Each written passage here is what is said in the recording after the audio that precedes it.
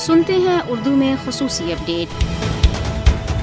بھارت نے اپنے غیر قانونی زیر قبضہ جموں کشمیر میں کشمیریوں کی اپنے ناقابل تنسیق حق خود ارادیت کے حصول کی منصفانہ جدوجہد کو دبانے کے لیے ریاستی دہشت گردی میں اضافہ کر دیا ہے۔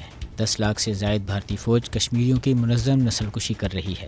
بھارت ایک طرف کشمیریوں کی زمینوں پر قبضہ اور علاقے میں آبادی کا تناسب تبدیل کرتے ہوئے مقبوضہ علاقے کے قدرتی وسائل کو بے دریغ لوٹ رہا ہے اور کشمیریوں کی تہذیبی، ثقافتی اور مذہبی شناخت کو مٹانے کے درپے ہے، تو دوسری طرف بھارتی فوج اپنے جبر و استبداد میں تیزی لاتے ہوئے نوجوانوں کو جعلی مقابلوں میں شہید کر رہی ہے۔ مقبوضہ علاقے میں بھارتی فوج کی موجودگی میں کشمیریوں کی جان و مال اور عزت و آبرو محفوظ نہیں۔ حقیقت یہ ہے کہ حریت پسند نہتے کشمیری عوام کے حوصلے کو شکست دینے کے لیے ان کے خلاف اعصاب شکن جنگ چھیڑ دی گئی ہے۔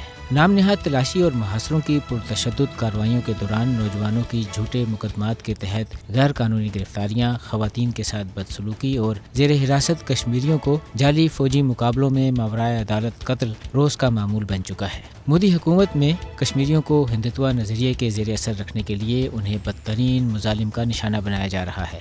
مقبوضہ ریاست دنیا میں سب سے زیادہ فوجی جماؤ والا خطہ بن چکی ہے، جہاں بھارتی قابض فوج انسانی حقوق کی بڑے پیمانے پر خلاف ورزیاں کر رہی ہے اور یہ اقوام متحدہ کی ساکھ پر سوالیہ نشان بھی بن چکا ہے۔ RSS کی پروردہ BJP کے دور حکومت میں کشمیریوں پر جو ظلم و ستم کے پہاڑ توڑے جا رہے ہیں، اس کی جدید دنیا میں مثال نہیں ملتی۔